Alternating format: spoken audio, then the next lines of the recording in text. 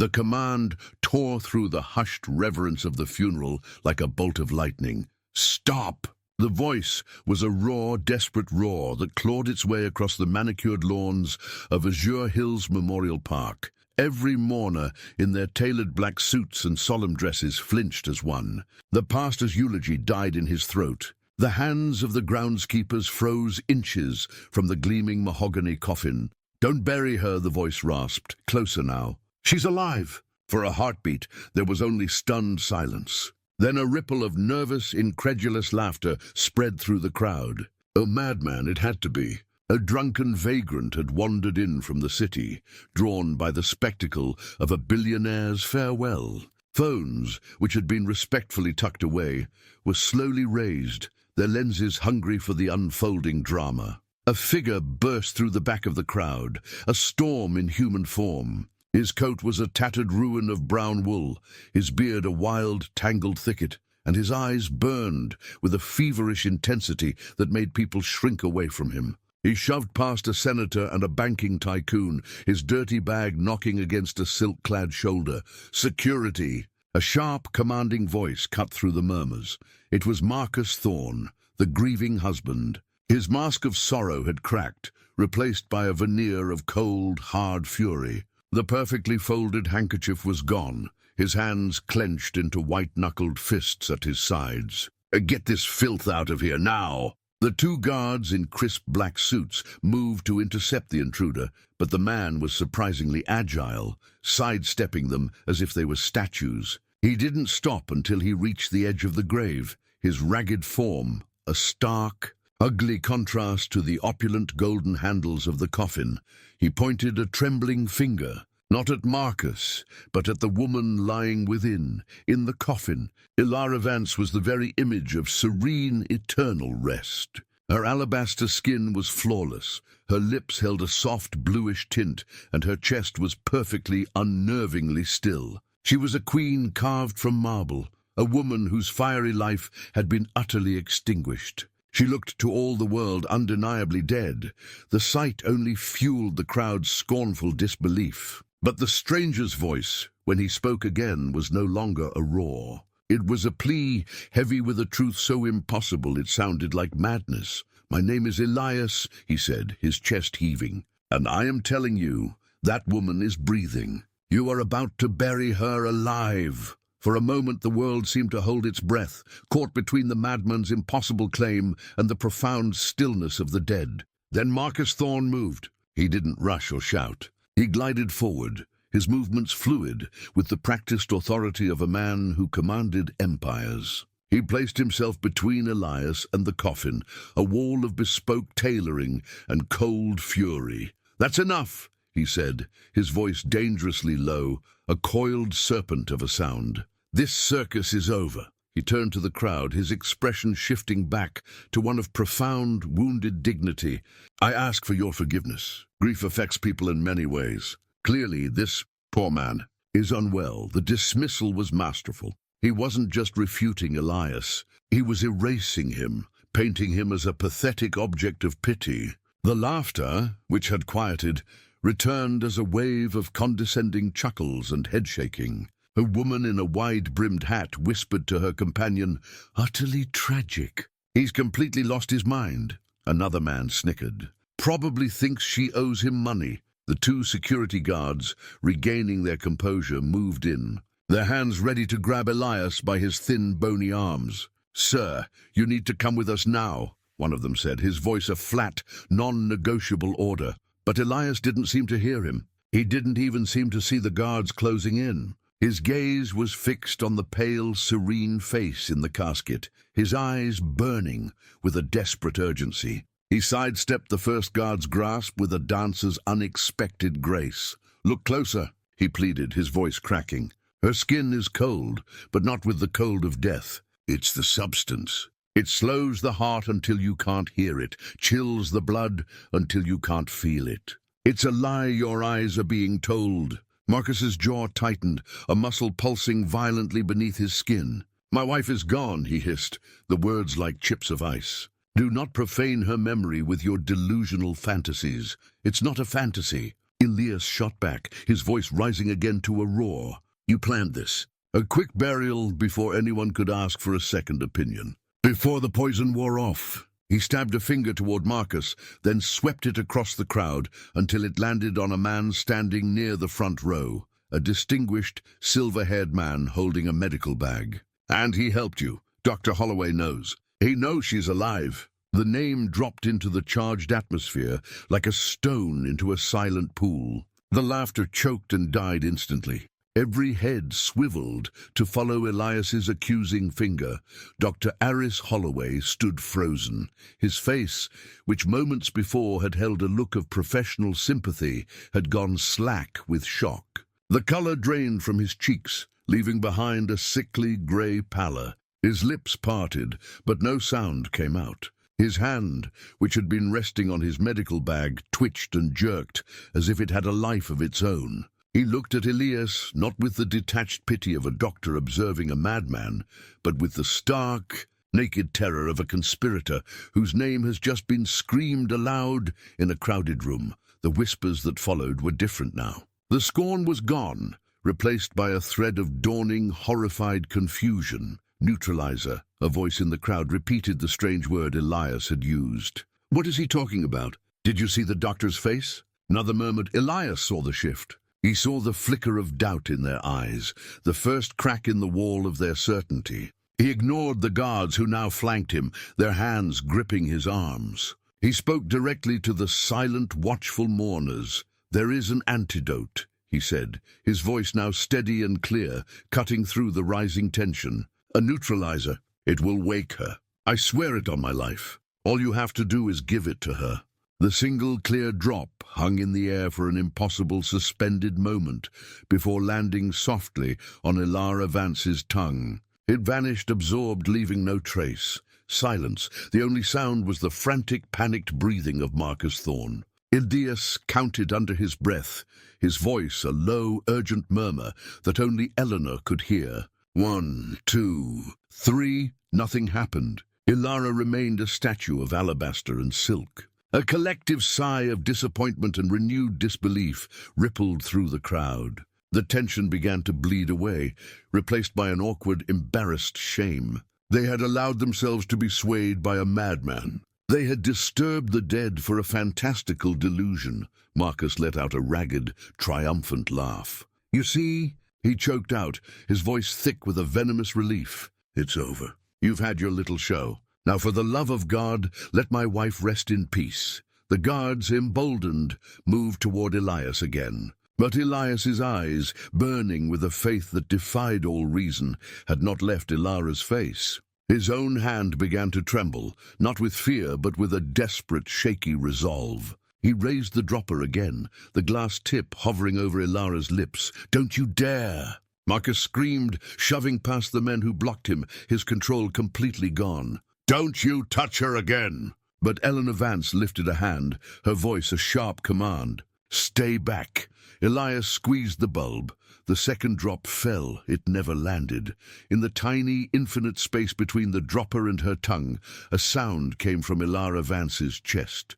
It was not a cough. It was a shallow, hitching gasp, the sound of lungs fighting for their first breath after an eternity of stillness. It was so faint it could have been a trick of the wind. But in the profound silence, it was as loud as a thunderclap. The crowd gasped as one. The second drop touched her tongue. A violent, convulsive shudder ran through Ilara's entire body. Her throat worked, her head arched back against the makeshift pillow of Elias's coat. Her fingers, which had been resting peacefully over her stomach, curled into tight fists, and then her chest rose. A small, weak but undeniable rise. And fell. It was happening. The impossible was happening. The cemetery exploded into absolute pandemonium. It was a tidal wave of sound, screams of terror, shouts of disbelief, fervent prayers, and the hysterical, half-laughing sobs of those witnessing a miracle. Phones, which had been held steady, now tilted wildly, their owners fumbling to capture the resurrection that was unfolding before their eyes. Eleanor Vance clutched her niece's wrist, her own face a mask of tear-streaked awe. "Her pulse," she cried out, her voice breaking with joy. "I can feel it." "Oh, dear Lord, she's warm." Another cough, louder this time, burst from Ilara's throat. It was a wet, ragged sound, the sound of life reclaiming its territory. Her long, dark eyelashes fluttered against her pale cheeks like the wings of a trapped bird. Her eyes, which had been sealed in a mimicry of death, struggled to open. "She's coming back," Elias whispered, his voice trembling with a profound, bone-deep relief. He leaned closer, his ragged coat brushing against the mahogany. "I told you. She's alive." But as life returned to Ilara, it fled from Marcus Thorne. His face, which had been a canvas of fury and panic, now twisted into something utterly monstrous. It was the face of a cornered animal, a predator whose prey was escaping its grasp. As the crowd's attention was fixed on the miracle in the coffin, his hand, quick as a viper, darted inside his tailored jacket. It emerged holding a small, metallic object that glinted wickedly in the sliver of sunlight breaking through the clouds. It was a syringe filled with a milky, opaque liquid. A weapon of last resort, Elias saw it first. His blood ran cold. He froze, his body instinctively shielding Ilara's. Marcus lunged forward, his handsome face contorted with a primal scream of rage. "She belongs in the ground," he roared, his voice a guttural, inhuman sound that ripped through the prayers and shouts. "Do you hear me? In the ground." He shoved aside the young executive with desperate, terrifying strength. Mourners scrambled backward, a wave of panic and fear clearing a path for him. Mothers pulled their children close, shielding their eyes from the horror. The pastor dropped his Bible, its pages scattering across the damp grass.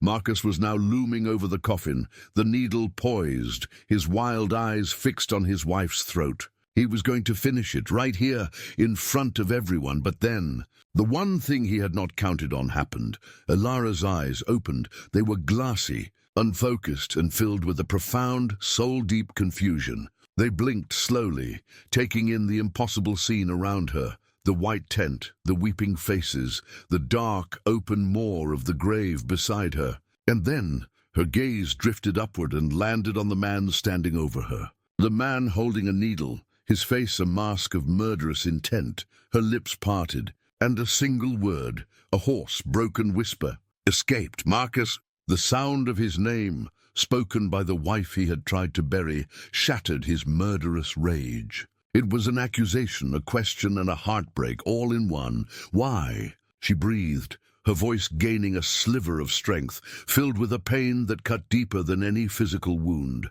The strength drained from Marcus's body as if a plug had been pulled. The madness in his eyes flickered and died, replaced by the hollow, empty look of a man who has lost everything. His hand went limp, the syringe slipped from his fingers. It clattered onto the concrete slab beside the grave, the needle snapping off. The cloudy liquid pooled on the grey surface, a small, damning puddle of evidence. What they found shocked all. First, they had found a living woman in a coffin. Now, they found the weapon meant to keep her there.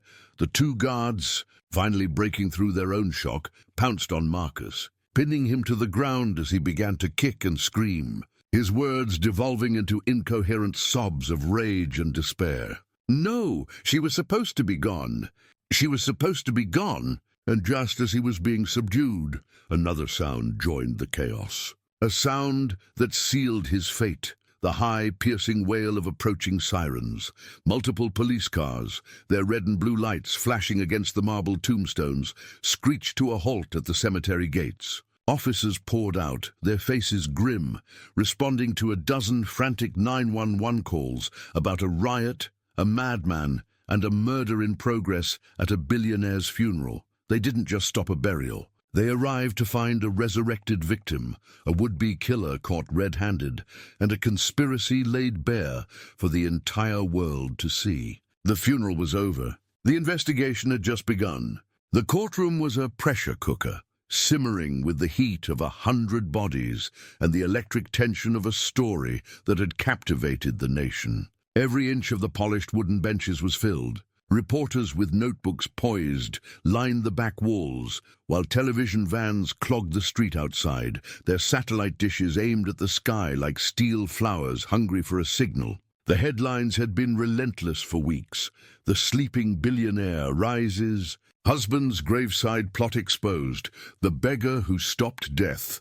Ilara Vance entered the courtroom, and a wave of hushed, reverent whispers followed her. She moved slowly, her arm linked through Eleanor's on one side and Elias's on the other. She wore a simple, unadorned navy dress, a stark contrast to the glittering power suits she was famous for. The ordeal had left a fragile, haunted look in her eyes, but she held her head high, her gaze fixed and unwavering. She was not just a victim, she was a survivor, and her very presence was an act of defiance. In the dock, Marcus Thorne was a shadow of the man he had been. His expensive suit was wrinkled, his hair unkempt, his face pale and gaunt from sleepless nights in a cold cell.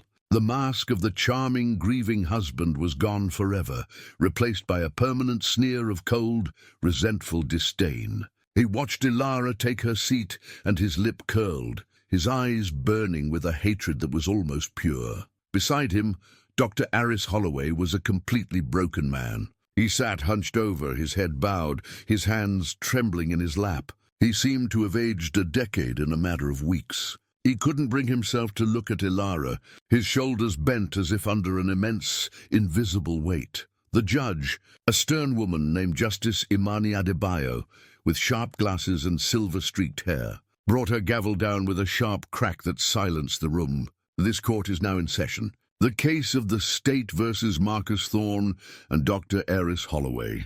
The charges are attempted murder, conspiracy to commit murder, and gross medical malpractice. The prosecutor, a tall, imposing man with a voice like polished granite, rose to his feet. "Your Honor, members of the jury," he began, his voice cutting through the silence. "What we have before us today is not a crime of passion. It is a crime of poison and patience, of greed so profound that it sought to bury a woman alive. This was a cold-blooded plot orchestrated by a husband who saw his wife not as a partner, but as an obstacle standing between him and an empire he planned to seize by sealing her in a tomb, aided and abetted by a doctor who traded his sacred oath for a promise of security." He gestured toward Marcus. "This man did not just try to kill his wife. He curated her death. He planned her funeral while she was still breathing. He stood over her coffin and performed a masterpiece of grief, all while waiting for the earth to swallow his secret." The prosecutor then lifted a sealed evidence bag containing the shattered syringe. This was recovered from the graveside. Forensic analysis has confirmed the substance within is tetrodotoxin, a powerful neurotoxin. In a carefully calibrated non-lethal dose, it induces a state of near-total paralysis, slowing the heartbeat and respiration to levels undetectable by a standard stethoscope. It creates a perfect, horrifying illusion of death. Only a trained medical professional could administer such a dose, and only a corrupt one would sign the death certificate. All eyes turned to Dr. Holloway, who let out a strangled sob and buried his face in his hands. "He made me do it," he whimpered, his words tumbling out in a rush of terrified confession. "He threatened to ruin me, to expose a past mistake. He said I would lose my license, my family, everything. I was a coward. I was so afraid." Ilara's face hardened. She rose from her seat, her voice shaking with a righteous fury. "Afraid?" she cried, her voice echoing in the silent courtroom. "You let him put me in a box, Aris. You stood by and watched them prepare my grave. You were my friend." "Order!" Judge Adebayo's gavel struck again, but the emotional dam had broken. The prosecutor turned his attention to the trial's most unlikely hero. "And this plot would have succeeded, Your Honor, if not for the courage and conscience of one man." He gestured toward Elias. "The man they dismissed as a vagrant. The man they laughed at. The man who saw the truth when everyone else was blind. Mr. Elias," the judge said, her voice softer now, "please approach the witness stand." Elias rose slowly. He had been given clean clothes, and his beard had been trimmed, but he still looked out of place, a man of the earth trapped in a room of marble and polished wood. He placed his rough, calloused hand on the Bible and swore the oath, his voice low but steady. "Mr. Elias," the prosecutor began gently, "please tell the court what you witnessed." Elias lifted his head, his gaze sweeping over the jury, over Marcus's hateful glare, and finally resting for a moment on Ilara's grateful face. He took a deep breath. "The night before the funeral," he began, his voice ringing with an undeniable clarity, "I was in my usual spot, under the old stone bridge by the river." A car pulled up on the overlook above. I recognized it, Mr. Thorne's Bentley. He was with the doctor. They thought they were alone. The courtroom was utterly silent, hanging on his every word.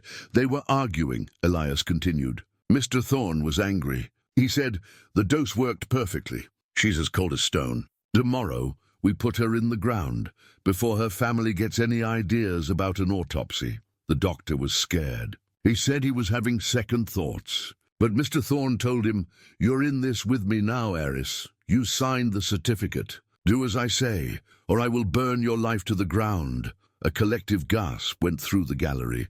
"I knew then," Elias said, his voice thick with emotion, "that a terrible crime was about to be committed. I couldn't let them bury her. I lost my own family once because I was too weak to speak up. I couldn't be a coward again." The defense attorney, a slick, expensive lawyer, rose for cross-examination, his tone dripping with condescension. "And we are expected to believe this dramatic story from a man who sleeps under bridges and eats from garbage cans. How do we know you weren't hallucinating? Or perhaps paid by one of Mr. Thorne's business rivals to create this chaos?" Elias's jaw tightened. He stood taller in the witness box, his dignity a shield against the lawyer's scorn. "I may sleep on the street, sir," he said, his voice resonating with a power that humbled the entire room. "But my honor is not for sale. I have nothing, and because I have nothing to lose but the truth." His words hung in the air, simple, profound, and utterly devastating. In that moment he was not a beggar. He was the conscience of the entire city. Marcus Thorne slammed his fists on the table, his composure finally shattering into a million pieces. "He's lying. They're all lying," he roared, but his voice was hollow, the desperate cry of a man already condemned. The verdict was a formality. Marcus Thorne and Dr. Aris Holloway were found guilty on all counts and sentenced to life in prison, their destinies sealed by the weight of their own greed and betrayal. As Marcus was led away in shackles, his face a contorted mask of rage and disbelief, Ilara felt not triumph, but a profound, hollow exhaustion. The battle was over. The nightmare was finished. But the life she had known was gone forever. In the chaotic aftermath of the trial, as reporters clamored for statements and well-wishers offered tearful congratulations, Ilara had only one thought. She turned to Elias, who stood quietly at the edge of the storm, looking lost and uncomfortable in the glare of the flashing cameras. "You will not be returning to the bridge tonight," she said, her voice firm, leaving no room for argument. "You have no home, no rest. Yet you gave me back both. From this day forward, you walk with me." Elias opened his mouth to protest, to insist that he was fine, that he had asked for nothing in return, but the look in her eyes stopped him. It was a look of deep, unbreakable gratitude, mixed with a fierce protectiveness. For the first time in a decade, he didn't argue. He simply nodded. The sprawling Vance estate, a place of cold architectural beauty that had once felt more like a museum than a home, slowly began to change. Ilara insisted Elias take one of the large guest suites overlooking the gardens. He was given new clothes, warm meals, and the quiet space to simply be. But he was restless, a man used to the harsh realities of survival, now adrift in a sea of soft luxury. He would often be found in the vast library, not reading, but simply running his fingers over the leather-bound spines, a look of deep sorrow in his eyes. One evening, as a cool rain pattered against the tall library windows, Ilara found him there. She poured 2 glasses of water and sat opposite him at a large oak table. For a long time, they sat in a comfortable silence. The only sound, the gentle ticking of a grandfather clock in the corner. Finally, Elias spoke, his voice low and raw, as if he were pulling the words from a place of deep pain. "I wasn't always like this," he began, his gaze fixed on the swirling water in his glass. "I had a life, a wife, a daughter. I was a software architect. I built things, code that was elegant and strong. Ilara listened, her heart aching for him. But I was betrayed, he continued, his voice cracking. A business partner stole a project we built together, wiped our accounts and vanished, leaving me with mountains of debt and a ruined reputation. The shame. It was a poison. It seeped into everything. My wife, she couldn't bear it. She couldn't bear me. She left. Took our daughter and just disappeared. Tears welled in his eyes, tears he didn't bother to wipe away. The note she left said she was sorry. That was all. I lost my home, my work, my family. I lost myself. The man I was, he died that day. So I walked away from it all and let the streets take what was left. He finally looked up at Ilara, his eyes filled with a shared, unspoken understanding of betrayal. When I heard Marcus and the doctor under that bridge talking about what they had done to you, it was like hearing an echo of my own past. Another man destroying a life for greed. I couldn't stand by and let it happen again. I was powerless to save my own life, but I knew I had to save yours. Ilara reached across the table and placed her hand over his. Her own tears fell freely. Elias, she whispered, her voice thick with emotion. You carried all that pain, and you still found the strength to save me. You think you lost the man you were. I think he was just waiting. From that day on, Ilara refused to let him hide. You are not a guest here, she told him one morning. You are a partner in my survival. I need your mind. She began bringing him into meetings at Vance Holdings. At first, he would just sit silently in the back, observing. The board members were polite but dismissive, viewing him as the CEO's pet project, her charity case. That all changed during a tense quarterly review. The company's entire encrypted server had gone down, locking them out of critical financial data just hours before a presentation to international investors. The IT department was in a panic, unable to bypass the security protocols they themselves had built. Deadlines were about to be missed, and millions of dollars hung in the balance. After an hour of escalating chaos, Elias quietly stepped forward. "May I?" he asked, his voice calm in the storm of anxiety. Skeptical but desperate, the head of IT stepped aside. Elias sat down at the terminal. His fingers, which had grown rough from years on the street, moved over the keyboard with a speed and grace that was mesmerizing. He wasn't just typing. He was composing, lines of code flowing from his mind onto the screen like music. He bypassed the corrupted security locks, isolated the damaged data blocks, and rerouted the entire network through a clean backup server he built in a matter of minutes. The system came back online. The data was restored. The room was silent, then filled with the sound of stunned, disbelieving applause. The head of IT stared at him, his mouth agape. Who are you?" Ilara rose from her seat at the head of the table, a proud, brilliant smile on her face. "This," she announced to the entire board, her voice ringing with unshakable authority, "is Elias. He is no longer my guest. He is my new chief technical advisor. And from now on, this company will listen when he speaks." In that moment, Elias stood tall, the ghosts of the past finally beginning to recede. The man who had been lost under a bridge was gone. The architect had returned. The years that followed were a season of quiet, steady rebuilding, with Elias's brilliant mind helping to innovate and secure her empire.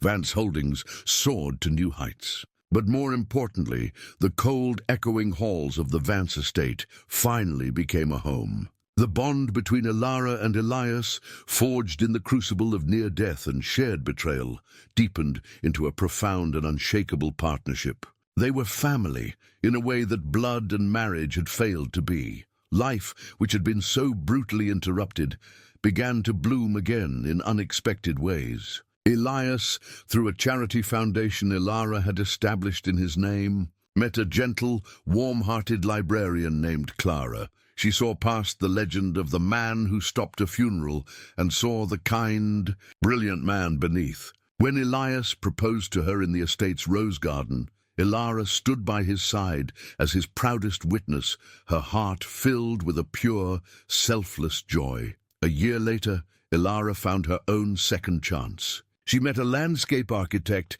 named David, a man whose hands were more comfortable in soil than in boardrooms. He admired her strength, but cherished her vulnerability, bringing a simple, grounding peace to her life that all her wealth never could. They were married in a small, private ceremony, with Elias and Clara as their only guests. One golden afternoon, the two families gathered in the garden. The air was filled with the sweet scent of jasmine and the sound of children's laughter. Elias rocked his infant son, Samuel, in his arms, while Ilara held her baby girl, Hope, close to her chest. They stood side by side, watching their spouses and their children, their lives a testament to the resilience of the human spirit.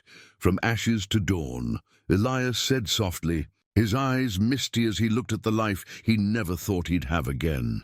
To dawn, Ilara whispered back, her heart full, a world away in the bleak, grey confines of a maximum security prison. Marcus Thorne was a ghost. The arrogance had been stripped from him, layer by layer, by the relentless monotony of prison life. He was a frail, broken man, haunted by the memory of Ilara rising from her coffin. He had spent years writing letters she never answered, each one filled with a desperate, rambling regret.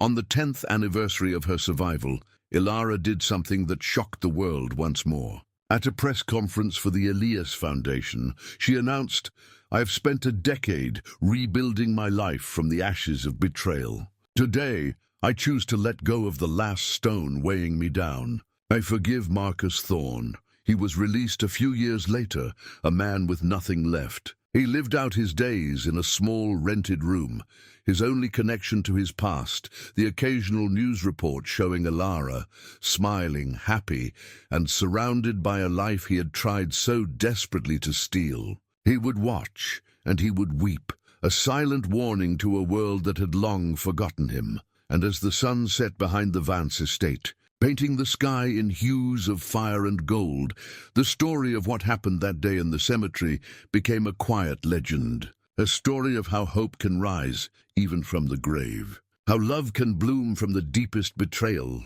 and how, from the darkest of ashes, a new dawn will always come.